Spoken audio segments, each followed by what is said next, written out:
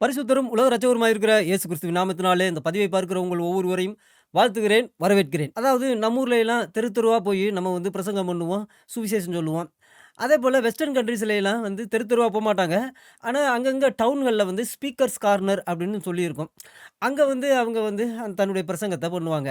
அதேபோல கிறிஸ்தவர்கள் சுவிசேஷம் சொல்லுவாங்க, ட்ராக்ஸ் குடுப்பாங்க. அப்புறம் இந்த நூற்றாண்டுல தான் ஒரு பெரிய விஷயம் நடந்துச்சு. திடீர்னு பார்த்தா, புண்ணியவான்களும் திடீர்னு எல்லா இடத்துலயும் புக் ஸ்டால்லாம் அமைச்சு, அங்க 7ஆம் நூற்றாண்டு சித்தாந்தத்த குறிச்ச புஸ்தகங்கள எல்லாம் எடுத்து எல்லாத்துக்கும் குடுத்து ஃப்ரீயாவே குடுத்து, "வாங்க, அந்த கிறிஸ்தவங்கள நம்பாதீங்க. அவங்க மனித வழிபாடு செய்றவங்க.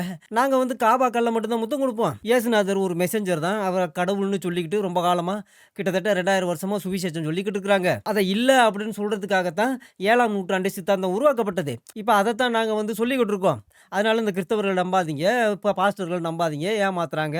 சுவிசேஷத்த நம்பாதீங்க. நாங்க ஒரு சுவிசேஷம், வேற ஒரு சுவிசேஷம். இதுதான் நேர்வழி சுவிசேஷம். அதனால இந்த சுவிசேஷத்த நீங்க நம்புனீங்க அப்படின்னா உங்களுக்கு சுகனபதி கிடைக்கும். அப்படி சூனபதிக்கு நீங்க வந்தீங்க அப்படின்னா, அங்க உங்களுக்காக 72 கன்னிகை எல்லாம் காத்திருக்கும். அங்க மது ஆறுகள் எல்லாமே ஓடும். நீங்க காலம் முழுசும் சாராயமும் குடிச்சுக்கலாம். 24 மணி நேரமும் 72 கன்னிகைகளோட அப்படியே பாலுறவு செஞ்சுக்கிட்டு அப்படியே வாழ்ந்துகிட்டு இருக்கலாம். அப்படிப்பட்ட ஒரு சுவனபதி தான் இருக்கு. ஆனா, இவங்க இந்த இயேசுநாதர கடவுள்னு சொல்றாய்ங்க. அவர் ஒரு மெசஞ்சரு. அதனால நம்பாதீங்க அப்படிங்கிற மாரி புக் ஸ்டால்லாம் போட்டு ஃப்ரீ புக்கு அ அதெல்லாம் குடுக்க ஆரம்பிச்சு, இப்ப இந்த ஒரு 2 டெக்கேடா தான் இந்த வேலைய செஞ்சுகிட்டு இருக்கிறாங்க. யாரு? இந்த புண்ணியவான்கள். வெஸ்டர்ன் கண்ட்ரீஸ்ல. விசேஷமா பிரிட்டன ஒரு வழி பண்ணிட்டு, ஐரோப்பிய கண்ட்ரிகள எல்லாம் ஒரு வழி பண்ணிக்கிட்டு இருக்காங்க. அதேபோல கனடாவையும், அதுக்கடுத்து டார்கெட் நாங்க அமெரிக்காவு அப்படின்னு சொல்லிக்கிட்டு இந்த வேலைய செஞ்சுக்கிட்டு இருக்கிறாங்க. அப்படி இருக்கும் பொழுது, இந்த புண்ணியவான்கள் எல்லாமே போய் சுவிசேஷம் சொல்ற பாஸ்டர்கள்ட்ட, இவாஞ்சலிஸ்ட்கிட்ட போய் வம்பு பண்றது வழக்கம். அவங்களுக்கு தான் இந்த புண்ணிய புத்தகத்த பத்தி ஒண்ணும் தெரியாது. 7ஆம் நூற்றாண்டு சித்தாந்தத்த பத்தி. அப்படி இருக்கும் பொழுது அப்பாலஜிஸ்ட் அப்படிங்கிற ஒரு ஊழியம் முதலா வெளிப்பட ஆரம்பிச்சுச்சு. ஏன்னு கேட்டா, இந்த புண்ணியவான்கள் பாஸ்டர்கள மிரட்ட, குழப்ப இந்த வேலையெல்லாம் செஞ்சுக்கிட்டு இருக்கிறதுனால, அப்பதான் இவங்களுடைய விசுவாசத்த குறிச்சு கேள்வி கேட்க ஆரம்பிச்ச உடனே, அதுக்கப்புறம் இப்ப எல்லாம் மானங்கெட்டு போய் இருக்கிறாங்க. அப்படி மானங்கெட்டு போய் இருக்கும் பொழுது, ஒவ்வொரு வீடியோவா நம்ம பார்த்துக்கிட்டு இருக்கோம். அப்படி பார்க்கும் பொழுது, அப்பதான் அந்த அப்போலஜிஸ்ட் கேட்டிருக்கிறாங்க, "என்னய்யா 18 வயசுன்னு சொல்றீங்களே, என்ன விஷயம்?" அப்படின்னு. அப்ப டக்குன்னு, "இல்லைங்க 18 வயசு இல்லைங்க, 12 வயசு" அப்படின்னு சொல்ல ஆரம்பிச்சாங்க. அப்புறம், "இல்லையே 12 வயசும் கிடையாதே" அப்படின்னு கேட்கவும், அப்புறம் தான் சொல்ல ஆரம்பிச்சிருக்காங்க, "சரிங்க 9 வயசுங்க" அப்படின்னு இருக்கிறாய்ங்க.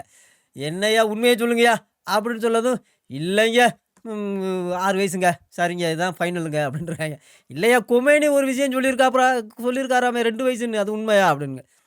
ஐயய்யோ! அந்த உண்மை தெரிஞ்சு போச்சா? சரிங்க இப்ப என்னங்க, பால் குடிக்கிற குழந்தை 2 மாசம் கை குழந்தைய கூட நாங்க கல்யாணம் பண்ணிக்கிருவோம் அப்படின்னு சொல்லியிருக்கிறாய்ங்க. அதுக்கப்புறம் இதெல்லாம் தாண்டி இவர் ஒரு வித்தியாசமான, விசித்திரமான ஒரு விஷயத்த சொல்லியிருக்காப்ல. இந்த ஒரு புண்ணியவான். இவரு இவரு பிரிட்டன் புண்ணியவான். ஆப்கானிஸ்தான்லேருந்து போனவர் தான். எல்லாம் ஆப்கானிஸ்தான், பாகிஸ்தான்லேருந்து போனவங்க தான். சரி, அப்படி இருக்கும்பொழுது இந்த புண்ணியவான் என்ன சொல்லியிருக்காப்ல அப்படிங்கிறத இந்த வீடியோ கிளிப்ல நம்ம பார்க்க போறோம். பார்த்துட்டு ஒரு சின்ன விளக்கத்த பார்ப்போம். ரொம்பலாம் இல்ல. ஒரு 2 லைன மட்டும் பார்ப்போம். அதிசயமா இருக்கும். I have no problem signing a contract of pre-marriage. I'm signing my daughter off even in the womb. If she was 9, would you let him consummate? If the time was different. If Isa bin Maryam cracked the sky right now to come rule, and he said, "I want your daughter," would you give him your daughter? I would rush to be that Okay, person. and would you let him consummate? Like I said, I have no problem signing my daughter off. Please, We this believe in subject. Isa. I love him more than you love him. Oh, no, you don't. You don't know him. You don't know If you had him. a daughter, would you You don't know him. rush to... No, You no. wouldn't? And You wouldn't? Jesus, who is holy and righteous, would never ask for my little girl. He would never ask for- because he's better, he's holy, he's Oh, pure. mashallah. He would never get married? He will never ask for a little girl. I have no problem signing a contract of pre... சரி. என்ன சொல்றாருன்னு முதல்ல இருந்து பார்ப்போம். ஐயா சொல்லுங்கய்யா. I have no problem signing a contract of pre-marriage. I'm signing my daughter off even in the womb. கிழிஞ்சது போ. அதான் விஷயமே. அதாவது நம்ம என்ன நெனச்சுக்கிட்டு இருக்கோம், 18 வயசு, 12 வயசு, 9 வயசு, 6 வயசுன்னு போயி, அப்புறம் 5 வயசு, அப்புறம் 2 வயசு, 2 மாசம் கை குழந்தை, பால் குடிக்கிற குழந்தையெல்லாம் குத்தி இந்த வேலைய செஞ்சுக்கிட்டு இருக்காய்ங்க. வாழ விட மாட்டேங்கிறாய்ங்க. மனுஷியா, பெண்களா வாழ விட மாட்டேங்கிறாய்ங்க. அப்படி நம்ம நெனச்சுக்கிட்டு இருக்கோம். இந்த புண்ணியான், "ஏய் நீ என்னய்யா 2 மாச கை குழந்தைய பத்தி பேசிக்கிட்டு இருக்க? வ என் என் குழந்தை என் பொண்டாட்டி வயித்துக்குள்ள இருக்கும் பொழுதே நான் கான்ட்ராக்ட் சைன் பண்ணிருவேன்யா. என் புள்ள இவனுக்கு தான், இந்த 60 வயசு கிழவனுக்கு தான், இந்த 65 வயசு கழட்டு பயலுக்கு தான் அப்படின்னு நான் சைன் பண்ணிருவேன்யா. நான் அனுமதி குடுத்துருவேன்." ஏன்னு கேட்டா, அது என் குழந்தையாச்சே. எங்க வயித்துக்குள்ள இருக்கிற குழந்தைய கழட்டு பயலுக்கு கல்யாணம் பண்ணி குடுத்துருவாங்களாம். அதிசயமான மனுஷனா இருக்காப்ல. அப்படி சொல்றாப்புல. If Isa bin Maryam cracked the sky right now to come rule, and he said, I want your daughter, would you give him your daughter? அதான் அப்ப இவிங்களுடைய இயேசுநாதர் வந்து பைபிள்ல இருக்கிற இயேசுநாதர் இந்த வருவாராம்ல, வந்து பன்னிகளை எல்லாம் முதல்ல கொல்லுவாராம். உலகத்துல இருக்கிற எல்லா பன்னிகளையும் தேடி தேடி போய் கொல்லுவாராம். கொன்ன பிறகு அப்புறம் யூதர்களை எல்லாம் போய் கொல்லுவாராம். யூதர்களை எல்லாம் வெட்டி கொன்னுப்புட்டு அதுக்கப்புறம் காப்பீர்களை எல்லாம் கொன்றுவாராம். அவங்களையெல்லாம் ஜகன்னத்துக்கு அனுப்பிச்சிருவாராம், நரகத்துக்கு அனுப்பிச்சிருவாராம். அதுக்கடுத்து இவர் சூனா முஸ்லீமா இருப்பாரா, சியா முஸ்லீமா இருப்பாரான்னு இது வரைக்கும் தெரியாதான், கன்ஃபியூஷனாக இருக்கான். சலாஃபியா இருப்பாரா, வஹாபியா இருப்பாரான்னு தெரியலையாம். அதிசயம் தான். ஏன்னு கேட்டால் ஏசுநாதர் வருவார்னு எல்லாம் அந்த சூனாவும் சொல்கிறாங்க, சியாவும் சொல்கிறாங்க. ஆனால் வந்த பிறகு சூனா முஸ்லீமாக இருப்பாரா, சியா முஸ்லீமாக இருக்கலாம், ஒரே கன்ஃபியூஷன். 2 பேரும் அடிச்சுக்கிட்டு இப்போவும் செத்துக்கிட்டு இருக்காங்களாம். அங்கங்கே குண்டு போட்டுக்கிட்டு. இல்லை, ஈசா நபி இங்கே இயேசுநாதர் வந்து பன்னியை கொன்ன உடனே, யூதர்களை கொன்ன உடனே எங்களோட தான் வந்து சேருவார், சியா முஸ்லீமாக தான் வருவார், சூனா முஸ்லீமாக வரமாட்டார், சூனா முஸ்லீம்காரங்கெல்லாம் கொண்டுருவார் அப்படி சியா முஸ்லீம்காரங்க சொல்லிக்கிட்டு இருக்காங்களாம். காப்பீர்களை எல்லாம் கொன்ன பிறகு சூனா முஸ்லீம்காரங்க என்ன சொல்லிக்கிட்டு இருக்காங்க, இல்லைங்க, ஈசா நபி இயேசுநாதர் வந்த பிறகு யூதர்களை எல்லாம் கொண்டுட்டு, கிறிஸ்தவர்களை எல்லாம் கொண்டுட்டு, காப்பீர்களை எல்லாம் கொண்டுட்டு, அதுக்கடுத்து சியா முஸ்லீம்களை எல்லாம் கொண்டுருவார், அதுக்கடுத்து எங்களுடைய சூனா முஸ்லீமாக தான் இருப்பார் அப்படின்னு ஒருத்தன் சண்டை போட்டுக்கிட்டு இருக்காங்களாம். இதுதான் இந்த இந்த நிலைமையில் இருக்கிறாங்க.